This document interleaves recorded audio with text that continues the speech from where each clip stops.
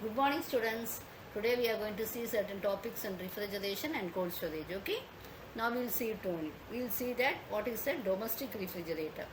So what you call it as a domestic refrigerator, as the name implies, actually domestic refrigerator in the sense which is being used, refrigeration system is being used in a which will be cooling food by using the vapor compression cycle. Okay, it will be moving heat from inside the fridge to the outside using a refrigerant. The parts would be a compressor, condenser, etc. Okay, so you can see these parts and all. Now actually this is used for formation of ice, etc. They are normally usually specified by internal gross volume, becoming the common items, isn't it? We cannot imagine a home without any refrigerators and all nowadays. Okay, so normally certain freezer space and all, no, so we will have to maintain it below the 0 degrees Celsius and all, like fish meat and all. Okay, ice creams and all. The refrigerators are available from different volume liters and all. Normally the freezers will be provided at the top portions, and it will be occupying nearly 1/10 or 1/3 of the refrigerator volume. It depends from the models and all. So the low temperature, low pressure refrigerant vapor is drawn through the suction line to the compressor and all. Okay, so to the compressor. Now what happens, accumulator will be provided between the suction line. It will be collecting the liquid which is coming out of the evaporator, which is being due to this incomplete evaporations, and it will be preventing before it is entering into the compressor. Okay, this compressor will be compressing the refrigerant vapor to a high pressure and a high temperature. So this refrigerant will be compressing the refrigerant vapor to a high pressure and high temperature. The compressed vapor will be flowing through the discharge line into the condenser. So the condenser, the vapor refrigerant high pressure and temperature is contained into the liquid refrigerant at high pressure and also this low temperature. Okay, so this condenser, what happens is we have it as a low, this high pressure liquid refrigerant will be flowing through the filter.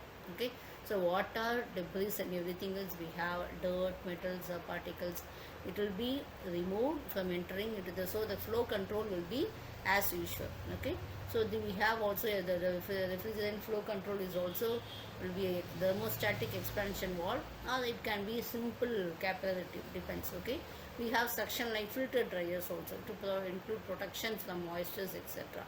Okay, and now what happens is any filter insulation will be flowing to the capillary tubes, etc.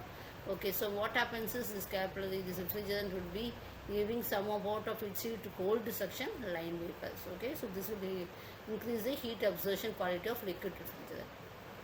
So what happens is the liquid tube will be expanding the liquid refrigerant high pressure to the liquid refrigerant at low pressure, so that liquid refrigerant is passed into this evaporator. So normally the temperature, the switch we have, you would have seen in our homes. Okay, thermostat switch will be there. So it will be helping to maintain a requisite temperature from -7 to -5 degrees centigrade, and the remaining part temperature to 7 to 15 degrees centigrade. Okay, freezer will be from -7 to -7. Next one is defrosting. Since the evaporator is operating at a temperature below the freezing point, so it may have frost or ice and all. So what happens, it will act as its insulation to the heat transfer. Okay, so there will be ultimately it will reduce, it will lead to the reduction in the evaporator capacity. So we have to remove the frost or anything else of the refrigerator at regular intervals. Okay, either you can put off the refrigerator or restart only after complete defrosting of the evaporators, etc.